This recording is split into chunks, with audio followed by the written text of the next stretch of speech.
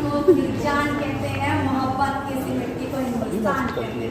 जो दुनिया में दिखाई दे उसे कहते हैं खामोशी, जो आंखों में दिखाई दे उसे तूफान कहते हैं।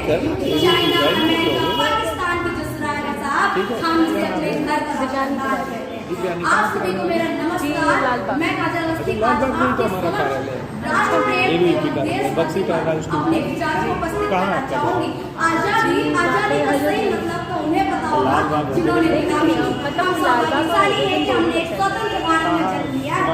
आजादी की लौ तो सन 1857 में ही जल चुकी थी और 1947 में हमारे भारत देश ने आजाद कराई। प्राचीन, मध्यकालीन और वर्तमान के उदाहरणों से स्पष्ट करना चाहूंगी कि जब हम बैरानियों के जाल में फंसते थे तब रंग बसंती चोला की एक आवाज पर टोलों के टोल उड़ जाते थे, लोग मर जाते थे, मिट जाते थे और तो और फांसी चढ़ जाते थे। ये उस दौर की कसौटी की देशभक्ति है जब हमारा देश बलिदान मांगता था, मर जाने को कहता था, मिट जाने को कहता था। परंतु आज हमारा देश मर जाने को नहीं कहता और ना ही मिट जाने को कहता है और ना ही फांसी चढ़ जाने को कहता है। उसके बाद सन 62, 65 और 71 के युद्धों में जब ये वाले हालात पैदा हो जाया करते थे कि प्यार भी भरपूर गया, मांग का सिंदूर गया, नन्हे नौहालियों की लंगोटियां चली गई, छोटी छोटी बच्चियों की चोटियां चली गई, बाप की कमाई गई, भाई की पढ़ाई गई।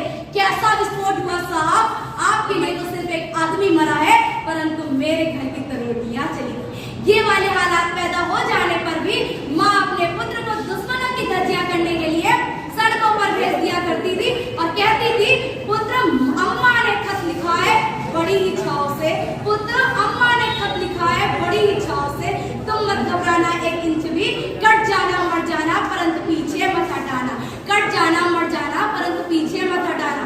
तब हमारा देश बलिदान मांगता था, मर जाने को कहता था, मिट जाने को कहता था और तो और फांसी चढ़ जाने को कहता था। परंतु आज हमारा देश मर जाने या मिट जाने को नहीं कहता और ना ही फांसी चढ़ जाने को कहता है।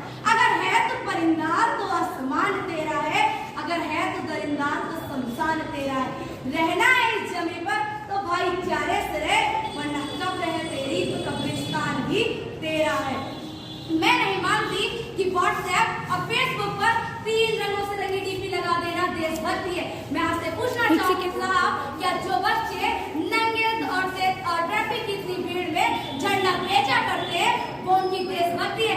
जी नहीं, वो उनकी देशभक्ति नहीं, वो तो उनके पेट में पल रही वो भूखी शक्ति है जो उन्हें ऐसा करने पर मजबूर कर देती है। क्योंकि साहब वो गरीब के बच्चे हैं, वो अपने पेट में पल रही भूख को जानते हैं, न मस्जिदों को पहचानते हैं, न सिवालों को जानते हैं। गरीब के बच्चे साहब अपने पेट में पल रही भूख को पहचानते हैं। मजदूर को मजदूर